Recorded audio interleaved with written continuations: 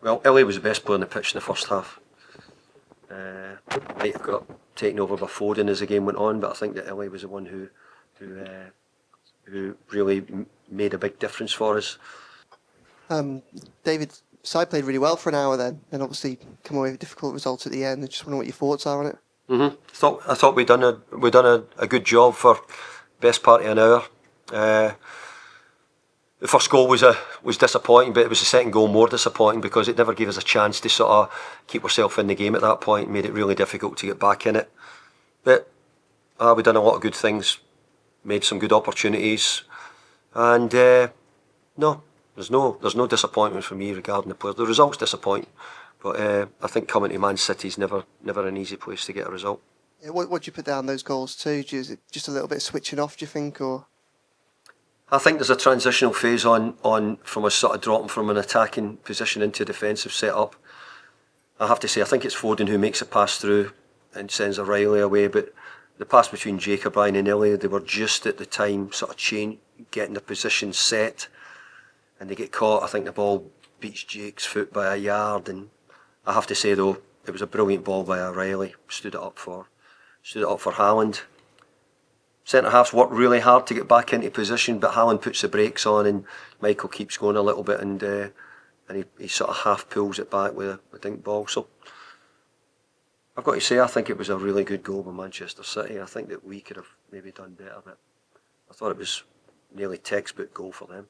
And the results obviously frustrating, but Iliman Ndiaye again showed just the quality he has. He was a real menace today, wasn't he? Well, Illy was the best player on the pitch in the first half. Might have got taken over by Foden as the game went on, but I think that Illy was the one who really made a big difference for us. But we had two great chances as well, and the second one with Beto doesn't score it, I think's onside. I've had a chance to look again. I think if it was a VAR decision, it would be incredibly close to being a goal. So I don't know how many chances you get when you come to Man City, but certainly the level of team which we are at the moment means that we don't get bundles of them. So we have to sort of take those opportunities. Richard? David, it looked like you had a few words with Haaland after the final whistle. Just wondering what you said to him. Wish he was somewhere else. Yeah, let's be fair. Most managers will be thinking the same, don't they? You know, I thought in the main we'd done a really good job on him. But then you say, how can you say that? And he's just got himself 2 goals. From his point of view, I thought the second one was a bit scruffy. Goes through Tarky's legs to get through when we hadn't really given him too many opportunities. But then later in the game, I have to say I gave great credit for the goalkeeper for the way he defended Haaland 1v1 and the boys get back, because you know we'd opened up then trying to find a way of getting a goal, and Man City had a couple of chances. But goal difference doesn't matter at the moment, but it might matter later in the season, so I'm pleased we didn't concede a third. Yeah. David, when you're coming here and you're playing Haaland on this sort of run, do you do anything? I mean, obviously you know who you're playing and you know the way City play, but do you do anything special in terms of approaching the game? Because you did a great job for 60 minutes, or certainly first half, he barely had a kick, did he?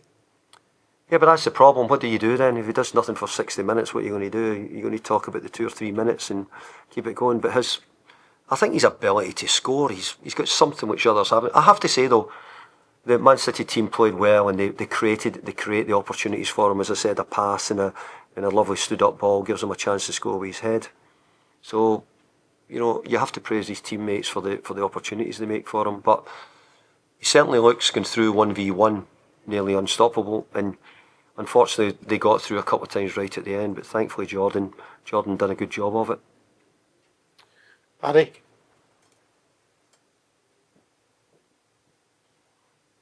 Hi David, I think you were the last Everton manager to win here in 2010. So how do Everton, given the disparity in resources between City and Everton over the years, how do Everton close the gap and start coming here and getting better results? Yeah, well, I think that's a huge question where you could take forever to answer. Look, if you look at where Everton were this time last year, you know, the difference in where we are now. I want us to be competitive against the best teams. We've tried to be competitive against Man City, Liverpool, Arsenal when we play them. and I hope we can between now and the end of the season. But we won't win all the games. But we'll be making sure that we come here. And I actually thought that today we were competitive for long parts. Maybe we weren't. Maybe we didn't make enough chances, but we couldn't get enough possession because they're so good. But we did. We did make 2 or 3. And sometimes when you come here, I've seen other teams come here and have less of the ball and less chances than we do and go away with a result. So I'm pleased with how we're performing. I'm pleased with how we're picked up compared to where we were this time last year in what we're doing. We've had a really good away record in the main since we've come in. And I came here today thinking I might have a wee sneakier chance of getting a result today. And for 60 odd minutes we weren't that far away. All done? Yep. Thanks, folks. Cheers. See you later.